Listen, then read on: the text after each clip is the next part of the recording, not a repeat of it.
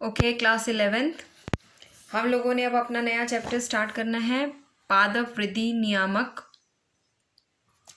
इस चैप्टर में हमारा जो 30% सिलेबस डिलीट हुआ है उसके मुताबिक केवल हमने ऑक्सिन, जिबर्लिन, साइटोकाइनिन यानी कि हमने केवल और केवल प्लांट हार्मोन स्टडी करने हैं। रेस्ट ऑफ द टॉपिक्स इस चैप्टर में जो थे हमारे पास, जैसे फोटोपीरियोडिज्म था, वर्नलाइजेशन था, ये सारे टॉपिक्स इस चैप्टर में से कट हो गए हैं अकॉर्डिंग टू द जो 30% डिलीशन हुई है।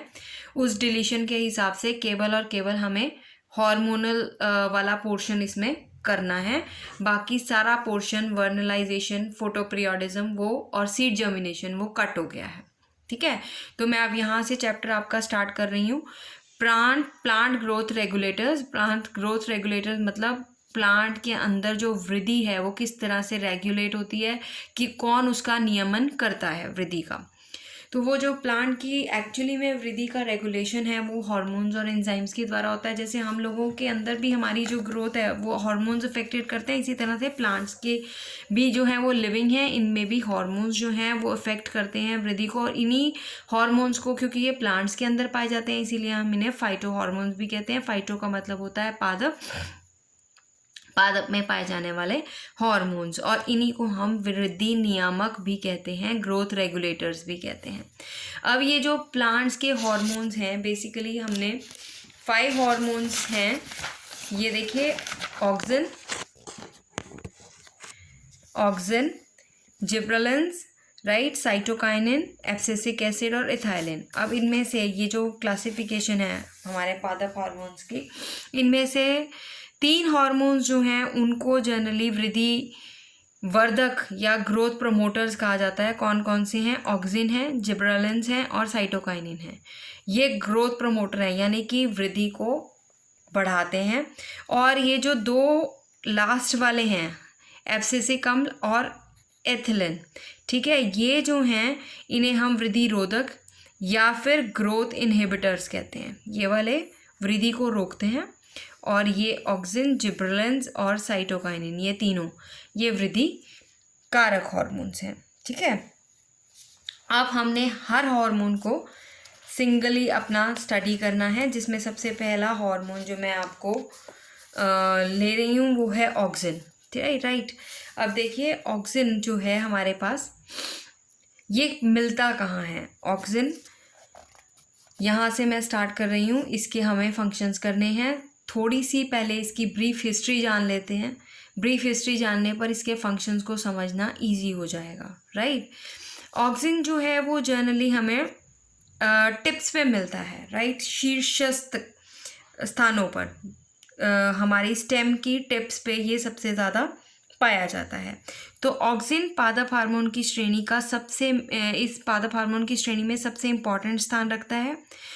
ये एक अम्लीय हार्मोन है, राइट, एसिडिक नेचर का है, जो मुख्यतः क्या करता है, कोशिका सेल विभाजन, राइट, सेल डिवीजन करता है, और सेल इलॉन्गेशन यानी कि सेल को लंबा भी करेगा और उसको विभाजित करने में भी सहायक होता है।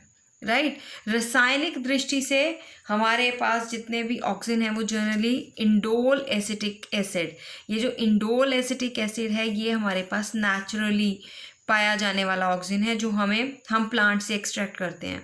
नहीं तो ऑक्सिन से मिलते जुलते पदार्थ जो हैं वो सिंथेटिक, आर्टिफिशियली भी प्रिपेयर्ड किए जा चुके हैं। राइट, तो indole acetic acid is actually मतलब अगर हम उसे केमिकली देखें तो ये ऑक्सिन है क्या, that is a indole acetic acid. अब डिस्कवरी ऑफ ऑक्सिन पर आओ, कि ऑक्सिन की किस तरह से पता चला कि ऑक्सिन जैसी कोई चीज़ जो है, ऐसा भी कोई हार्मोन एग्जिस्ट करता है। देखिए यहाँ पर क्या हुआ था कि जब डार्विन ने क्या किया था कि कोलियोपोटाइल के ऊपर जब प्रकाश डाला था, तो उस कोलियोपोटाइल का जो मुड़ाव था वो किस तरफ हो गया था, प्रकाश की तरफ हो गया था। कोलियोपोटाइल क्या होता है, कोलियोपोटाइल होती है प्रांकुरचोल, राइट, प्रांकुरचोल जब हमारी सीड जर्मिनेट करता है, राइट, जब सीड ग्रोइंग स्टेज पे होता है, सफुटन हो रहा होता है सीड का, तो उसमें से एक पार्ट जो है सीड का हमारा प्रांकुर, जिससे स्टेम बनती है, और दूसरा पार्ट होता है मूलांकुर, जिससे हमारे पास बनती है जड़, ठीक है। तो प्रांकुर चोल एक छोटी सी सीडलिंग, उसका स्टेम वाला भाग, राइट। अब स्टेम वाले भाग को जब उसने एक तरफ से प्रकाशित किया, एक दिशा यूनिडायरेक्शनल लाइट उस पर डाली, तो उसने देखा कि ये जो भाग है वो लाइट की तरफ मुड़ रहा है। उसका जो शीर्ष है, प्रांकुर चोल का शीर्ष जो है वो लाइट की तरफ मुड़ रहा है। अब हमारे पास फिर उसने क्या किया, लेटर ऑन उसने इसके शीर्ष को काट दिया। जब उसने इसके शीर्ष को काटा, दोबारा से उसी चोल को प्रकाशित किया। प्रकाश करने पर उसमें मुड़ाव नहीं हुआ, यानी कि इसका जो शीर्ष था वही मुड़ा था ना प्रकाश की तरफ। यहाँ पर नीचे देखो, उन्होंने शीर्ष भाग को काट कर हटाया। जब शीर्ष भाग को ब्लेड के साथ काट कर हटाया और दोबारा से उसी प्रांकुर चोल को प्रकाशित करते हैं, तो वो प्रांकुर चोल जो है वो प्रकाश की तरफ नहीं मुड़ती, प्रकाश की ओर मुड़ता नहीं है। लेटर ऑन फिर बॉयसन एंड जेनसन ने, मैं अभी आपको इसकी एक्सप्लेनेशन भी दूंगी एग्जैक्टली हुआ क्या था और इसका क्या कारण बना था कि ये प्रकाश की तरफ मुड़ा, राइट। अब बॉयसन एंड जेनसन की अगर हम देखें तो उन्होंने क्या किया, उन्होंने शीर्ष को काटने तथा दोनों भागों के बीच में जेलेटिन की पट्टी रख दी। अब जेलेटिन की पट्टी रखने के बाद प्रकाश डालने पर प्रांकुर चोल प्रकाश की दिशा में मुड़ा। पहले काटा और कटे हुए शीर्ष को फिर उसी प्रांकुर चोल पर दोबारा रखा, पर बीच में जेलेटिन की पट्टी रखी, फिर भी हमारे पास प्रांकुर चोल जो था वो प्रकाश की तरफ मुड़ा था। अब लेटर ऑन उन्होंने जेलेटिन पट्टी के अलावा यहाँ पर क्या रख दी, माइका रख दी, ठीक है। अब जो माइका होती है वो एक इंसुलेटर का काम करती है, राइट। अब जब माइका रखी, माइका उन्होंने कौन से वाले पार्ट की तरफ रखी, प्रकाश वाले पार्ट की तरफ, तब तो मुड़ा। और जब उन्होंने माइका जो थी डार्क वाले भाग की तरफ रखी, अंधेरे वाले भाग की तरफ जिस तरफ प्रकाश नहीं पड़ रहा था, तब उसका मुड़ाव नहीं हुआ, ठीक है। अब पहले इसको दोबारा से देखिए। साइंटिस्ट डार्विन ने ये ऑब्जर्वेशन स्टार्ट की थी। पहले डार्विन ने देखा था कि जब वो प्रांकुर चोल को एक दिशा प्रकाश से बिल्कुल एक तरफ से प्रकाश डालता है, वो प्रांकुर चोल जो है वो प्रकाश की तरफ मुड़ती है, राइट। फिर बॉयसन एंड जेनसन ने क्या किया था, उसका जो शीर्ष है वो एग्जैक्टली नॉट पूरी की पूरी प्रांकुर चोल, उसका शीर्ष जो है वो मुड़ता है, किसकी तरफ मुड़ता है, प्रकाश की तरफ मुड़ता है। लेटर ऑन उन्होंने एक एक्सपेरिमेंट किया जिसमें उन्होंने पहले तो जेलेटिन की पट्टी रखी। जेलेटिन की पट्टी जो होती है उसमें से तो हमारा जो भी पदार्थ यहाँ पे होगा वो इसमें जो है वो मूव कर जाता है, जेलेटिन की पट्टी के द्वारा वो मूव कर जाता है। लेटर ऑन जब उन्होंने माइका जो एक इंसुलेटर का काम करती है उसको इसमें रखा, पहले माइका रखी उन्होंने प्रकाशित एरिया की तरफ, डार्क एरिया है ये देखो, इसको प्रांकुर चोल को ना इन्होंने प्रकाशित एरिया और ये डार्क एरिया दिखाया। डार्क एरिया इन्होंने डार्क कलर का दिखा दिया, ये प्रकाशित एरिया दिखा दिया। जब माइका रखी प्रकाशित एरिया की तरफ तो मुड़ाव हुआ, जब माइका रखी डार्क एरिया की तरफ तो मुड़ाव नहीं हुआ, राइट।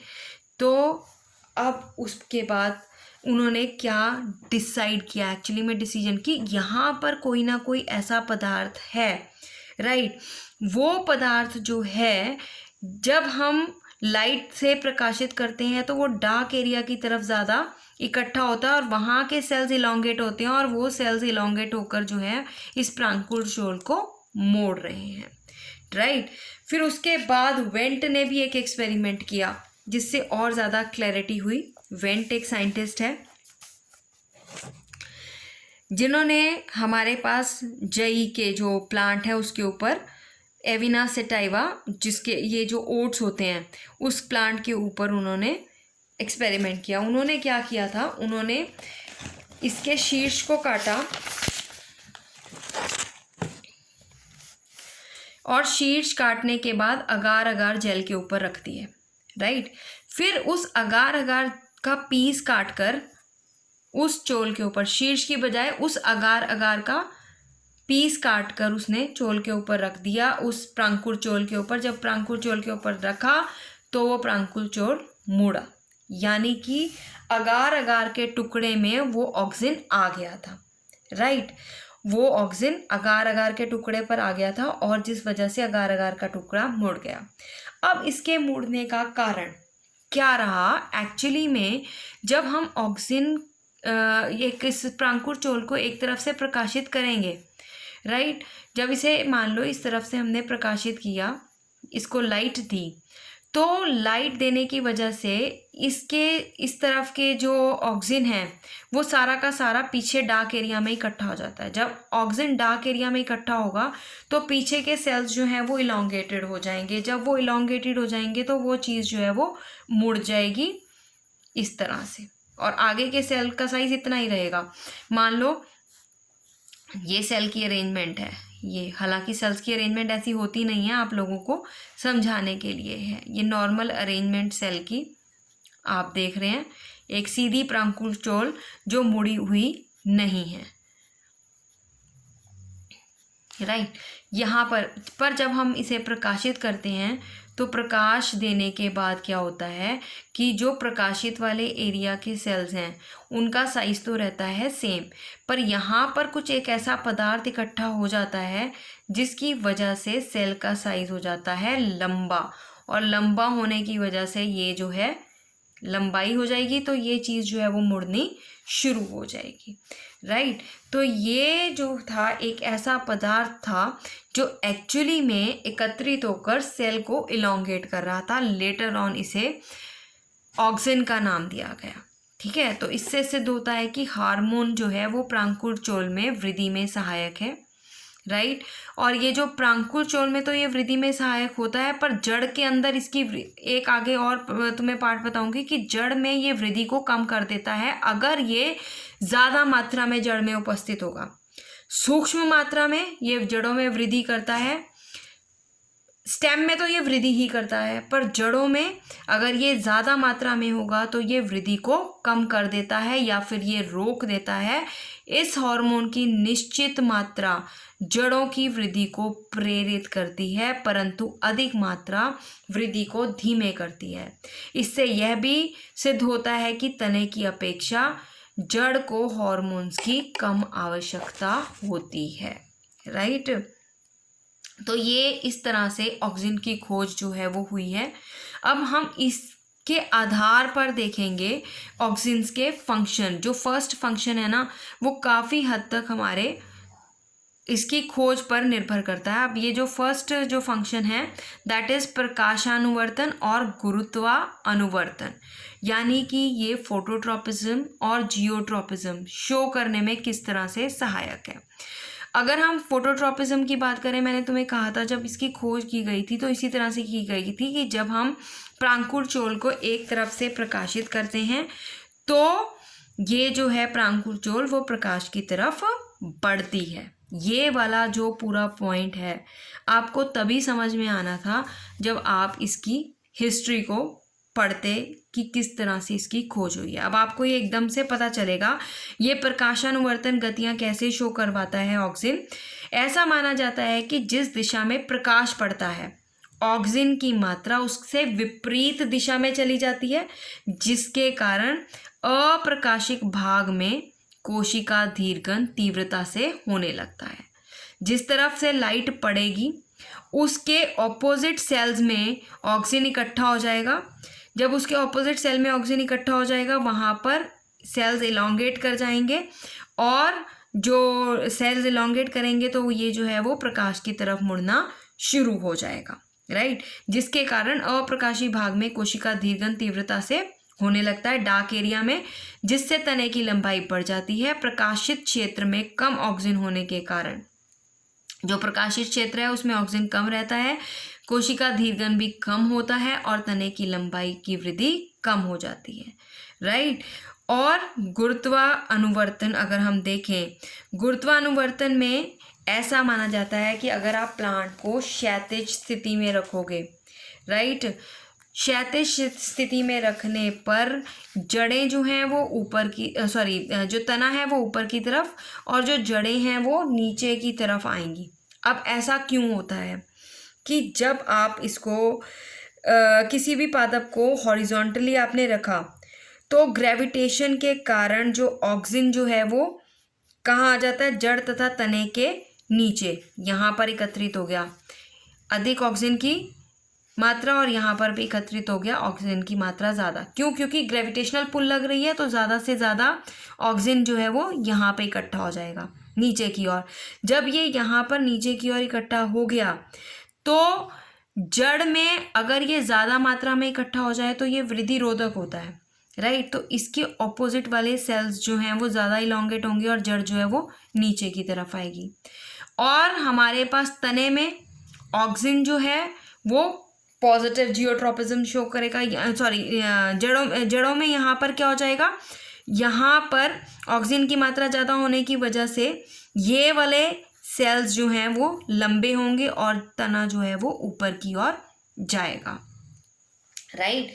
तो यहाँ फोटोट्रॉपिक मूवमेंट और जियोट्रॉपिक मूवमेंट्स को आपने क्षैतिज स्थिति में प्लांट को रखा हॉरिजॉन्टली रखने पर इसका ऑक्सीजन बिकॉज ऑफ ग्रेविटेशन पुल, ठीक है, यहाँ पर नीचे वाले एरिया में इकट्ठा हो गया, राइट।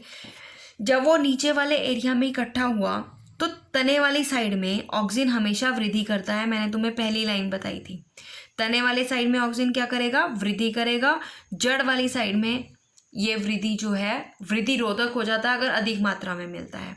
तो जब तने वाले साइड में जहाँ पर ऑक्सीजन इकट्ठा हुआ है वो वाले सेल्स लंबे होंगे और तना ऊपर की तरफ मुड़ेगा, और जड़ में जहाँ पर ऑक्सीजन की अधिकता होगी वो सेल छोटे रह जाएंगे, बल्कि उसके ऑपोजिट वाले सेल्स जो हैं वो लंबे हो जाएंगे और जड़ जो है वो नीचे की तरफ मुड़ेगी, राइट।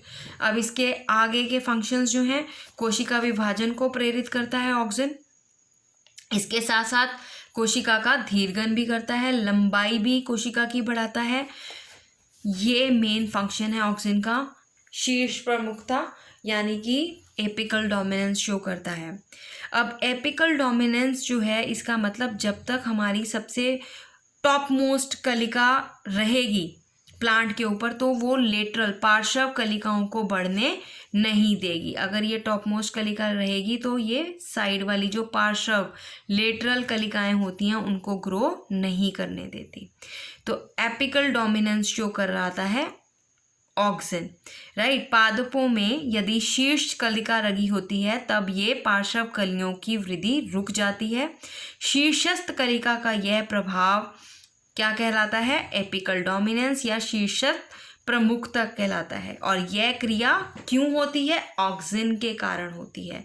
इसीलिए माली जो है वो चार दीवारी के रूप में लगी बाड़ी को ऊपर से इसलिए काटता है ताकि पार्श्व कलियां जो हैं वो ग्रो कर सकें और हमारी जो बाड़ी है, हमारी जो क्यारी है वो घनी हो सके, ठीक है। और आगे देखिए विलगन या एब्सिशन। विलगन को जो है ओल्ड लीव्स में तो ये विलगन को प्रेरित करता है, परंतु जितने भी न्यू लीव्स हैं उसमें ये उनको गिरने से रोकता है। विलगन परत होती है एब्सिशन परत। एब्सिशन परत का मतलब जो एक्चुअली में पत्तियों के झड़ने या फल के झड़ने में के लिए जिम्मेवार होती है, राइट। पत्तियों या फल के झड़ने के लिए जो जिम्मेवार होती है। तो नई पत्तियों और फलों को तो ये झड़ने से रोकता है, परंतु ओल्ड लीव्स को और पके हुए फलों को ये जो है हेल्प करता है गिरने में। तो देखो ये किस तरह से फेवर कर रहा है प्लांट को, राइट। तो ये जो हमारे पास अगर हम यह विलगन पुष्पवृंत के नीचे विलगन परत के बन जाने के कारण होता है। क्यों? जब पत्तियां और फल जो हैं वो झड़ जाती हैं। पर जब ऑक्सीजन का हम छिड़काव करेंगे, 2,4-D इंडोल एसिटिक एसिड का छिड़काव करेंगे कि विशिष्ट सांद्रता के विलयन को पादप पर छिड़का जाएगा तो विलगन परत का निर्माण नहीं होता और इमेच्योर लीव्स और फल जो हैं वो समय से पूर्व नहीं गिरते, राइट। तो ये जो है इससे क्या होगा, फलों में बाज़ार का मार्केट वैल्यू जो है वो बढ़ जाएगी और ये जो है अच्छे दामों पर बिकेंगे, राइट। यहाँ पर और आगे भी हैं, फिर बेटा ये वीडियो लंबी हो जाएगी तो ये अपलोड नहीं होती। आगे के भी मैं आपको इसके फंक्शंस जो हैं वो बताऊँगी नेक्स्ट वीडियो में।